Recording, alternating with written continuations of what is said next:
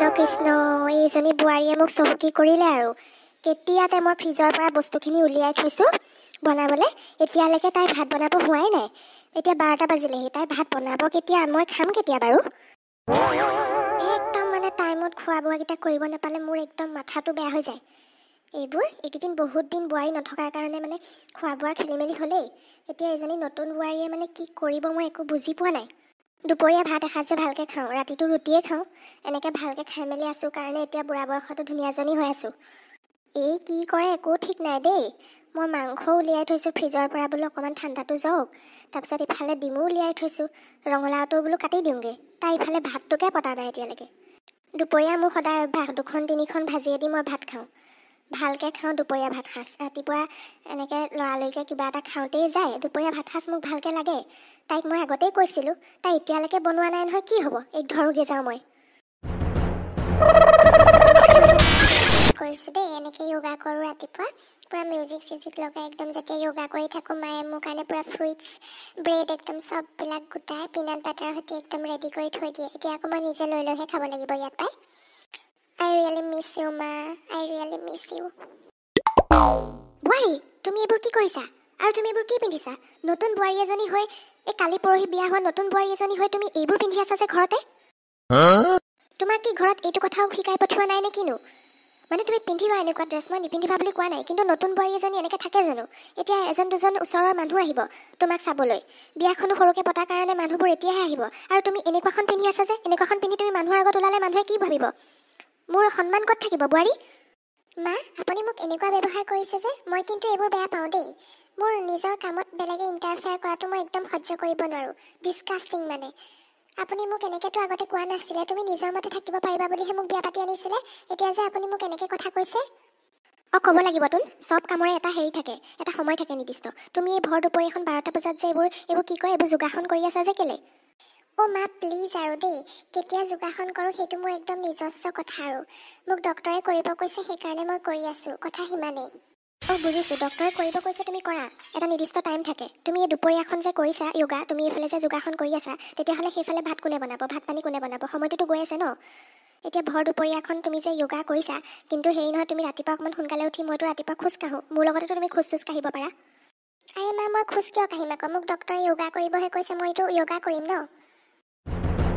আৰে যি কৰা কৰা তুমি দৌৰা খোজ কাঢ়া যোগাসন কৰা আৰু কিবা কৰা কি কৰা কিন্তু মোক সময়মতে ভাত পানীকেইটা লাগে মোৰ এতিয়া বয়স হৈ আহিছে মোৰ কাম সময়ত কৰিবলৈ মন যায় আৰু মই তেনেকৈ নহ'লে মই বহুত বেয়া পাওঁ কি আপুনি যে মোক ঘৰত কাম কৰা মানুহৰ নিচিনা ট্ৰিট কৰিছে কিয় মই মানে ঘৰততো এনেকৈ 12টা বজাত উঠি সদায় যোগাসন কৰোঁ মোকতো তেতিয়া মায়ে একো নকয় ন তোমাৰ সেইখন ঘৰৰ কথা বেলেগ আছিল কিন্তু এতিয়া ইয়াৰ কথা বেলেগ তোমাৰ মায়েতো তুমি চব কাম জানা বুলি কৈছিলে আৰু ভাত বনাব পাৰা বুলি কৈছিলে সেইবোৰ মই একো নাজানো মা আমাৰ ঘৰত কাম কৰা মানুহ আছে আৰু মায়ে মোক ভাত বনাই দিয়ে আৰু কাম কৰা মানুহে বাকী মোৰ চব কাম কৰি দিয়ে মই ইয়াত এনেকৈ কাম কৰা মানুহ নথকাকৈ চলিবলৈ নোৱাৰোঁ আপোনালোকে কাম কৰা মানুহৰ যোগাৰ কৰক আৰু মই নিজৰ লগতে বেলেগৰ কাৰণেও ইমান খানা বনাই থাকিব নোৱাৰোঁ মোৰ এইবিলাক কৰাৰ একেবাৰে অভ্যাস নাই কি মই মাত্ৰ এতিয়া দুজনী মানুহৰ কাৰণে কাম কৰা মানুহ ক'ৰ পৰা পাওঁ কাম কৰা মানুহ আমাৰ ওচৰত তেনেকৈ পাবলৈ নাই পাবলৈ আছে যদিও বিশ্বাসী নহয় আগতে এটাক ৰাখিছিলোঁ ঘৰৰ একদম বস্তু লৈ মেলি ক'ৰবালৈ পলাই দিলে সেইকাৰণে মই তেতিয়াৰ পৰা কাম কৰা মানুহক একদম বিশ্বাস নকৰোঁ ঘৰখনত মাত্ৰ 3টা মানুহ সিটো ৰাতিপুৱাই ওলাই যায় এতিয়া আমাৰ দুজনী মানুহৰ কাৰণে ভাত বনাবৰ কাৰণে মই কি কাম কৰা মানুহক মাতিম নেকি তুমি থাকোঁতে ইমান গাভৰু মানুহজনী গাভৰু বোৱাৰীজনী থাকোঁতে মই যোগাৰ কৰি দিম নহয় তুমি ভাতকেইটা বনাই দিলেই হ'ব কৃষ্ণ কৃষ্ণ তোমাক মই কিন্তু এনে বুলি জনা নাছিলোঁ দেই বহুত সংস্কাৰী বহুত ভাল মানুহৰ ঘৰ ছোৱালী বুলি ভাবিছিলোঁ মা আপুনি মোক যি কয় কওক মোৰ ঘৰত ধৰি এটা কথাও নক'ব কথা কিন্তু বেয়া হৈ যাব মই কৈ দিছোঁ এখেত আহিলে মই কৈ দিম আকৌ আপুনি মোক এনেকৈ আমাৰ ঘৰক লৈ কথা শুনাই আছে বুলি মই কি ক'লোঁ কি ক'লোঁ ঘৰৰ কথা তোমাৰহে মায়ে ফোন কৰি কৈছিলে আমাৰ ছোৱালী এনেকুৱা তেনেকুৱা চব কাম কৰে আমুক তামুক এতিয়া তাকেহে কৈছোঁ মই মা প্লিজ আৰু আপুনি এই বকি মোৰ এক্সাৰচাইজ কৰা টাইমটো খাই নিদিব আপোনাৰ ইমানেই ভোক লাগিছে যদি যাওক আকৌ অৰ্ডাৰ কৰি খাওকগৈ জমাটো দেখোন ইয়ালৈ আহেই আপুনি জমাটোতে অৰ্ডাৰ কৰি খাওকগৈ এনেকৈ মোক আকৌ ডিষ্টাৰ্ব কৰি নাথাকিব প্লিজ মই এতিয়া ভাত বনাব নোৱাৰোঁ মোৰ য়োগা কৰাৰ পিছত নিজৰ ৰুটিন ফ'ল' কৰি বহুত কাম আছে আৰু মই এই চব কৰি এতিয়া ভাত বনাই থাকিব নোৱাৰোঁ আপোনাৰ অৰ্ডাৰ কৰি খাওক মন গৈছে মই দেৰিকৈ খাম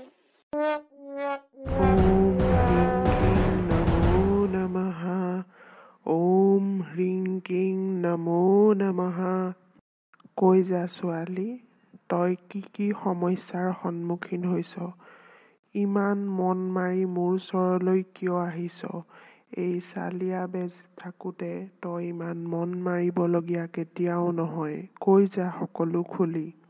হয় বাবা, মই আপোনাক বহুত বহুত বিশ্বাস কৰোঁ। মই আগতে প্ৰমাণ পাই থৈছোঁ আপোনাৰ ওচৰত আহি। আপুনি মোৰ মংগলৰ বাবে বহুত কাম কৰি থৈছে এতিয়ালৈকে। সেইকাৰণে মই আপোনাৰ ওচৰত আজি সকলো খুলি ক'ম। মোৰ জীৱনটোত বহুত সমস্যাই আহি পৰিছে, বহুত সমস্যাই দেখা দিছেহি, ধৰা দিছেহি। বাবা, মই কি কৰোঁ মোক উপায় দিয়ক বাবা। মই আপোনাক যি লাগে তাকে দিম। ওম হ্ৰিং কিং নমো নমঃ। নিশ্চয় কিছুমান পাৰিবাৰিক সমস্যা লৈ আহিছ তই ইয়ালৈ। হয় বাবা, মানে কথাটো কি হ'ল, মই এখেতৰ দ্বিতীয় পত্নী। এখেতৰ প্ৰথম পত্নী যিগৰাকী আছিলে, তেখেতৰ এজনী ছোৱালী আছিলে আৰু মই তাইক তুলি তালি ডাঙৰ দীঘল কৰিছিলোঁ। তাই পলাই গ'ল পঢ়ি থাকোঁতে ল'ৰা এটাই ভাল পাই পেলাই, আৰু সেই ভাল পাই পেলাই নি পলাই গৈ পেলাই তাই ছোৱালী 3জনী হ'ল।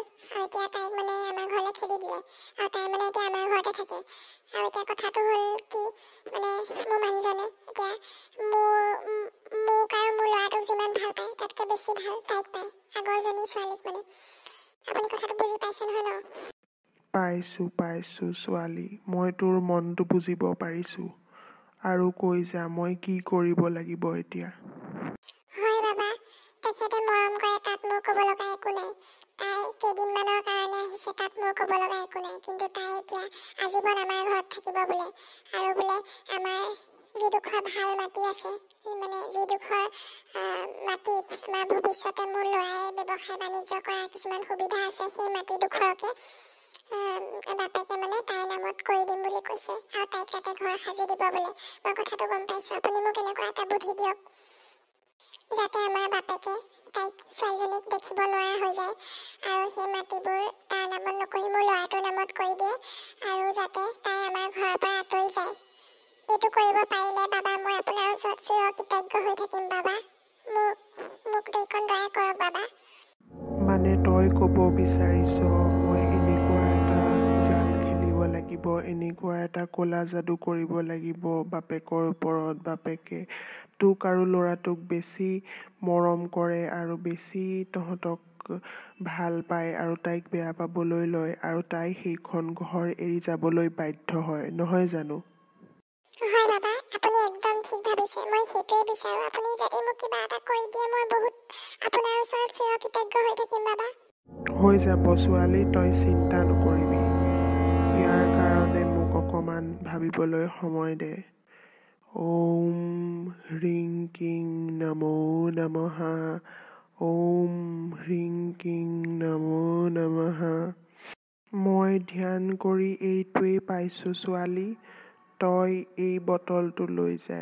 ইয়াৰ ভিতৰত যিটো ঔষধ আছে, তই ছোৱালীজনীৰ দেউতাকক মানে তোৰ গিৰিয়েৰক তই খাদ্যৰ লগত মিহলি কৰি খুৱাই দিবি, আৰু দেখিবি সকলোবোৰ কাম তই ভবাৰ দৰেই হৈছে। প্ৰতি বৃহস্পতিবাৰে তই এইটো তেওঁৰ পুৱাৰ খাদ্যৰ লগত মিহলি কৰি দিবি। তেতিয়া মই ভবাৰ দৰে সকলো হ'বনে বাবা? নিশ্চয় হ'ব। এই চালিয়া বেজে এনেই কেতিয়াও কথা নিদিয়ে, চব কথা আখৰে আখৰে পালন হ'ব। যা, দক্ষিণাটো সোনকালে দে, আৰু তই তোৰ নিজৰ কামত অগ্ৰসৰ হগৈ। হ'ব বাবা। ওম হ্ৰিং কিং নমো নমঃ। বন্ধুসকল, ইয়াৰ পিছৰ খণ্ডটি চাবলৈ মোৰ চেনেলটো প্লিজ ছাবস্ক্ৰাইব কৰি ল'ব, আৰু লগতে থকা বেল আইকনটো দবাই দিব। তেতিয়াহে ভিডিঅ'বোৰ সময়মতে চাবলৈ পাব, নহয় জানো? আজিলৈ আহিছোঁ, পৰৱৰ্তী খণ্ডত আকৌ লগ পাম। আৰু এই ভিডিঅ'টো চাই কেনেকুৱা লাগিল আপোনালোকে লাইক কমেণ্ট কৰিবলৈ নাপাহৰিব। ধন্যবাদ।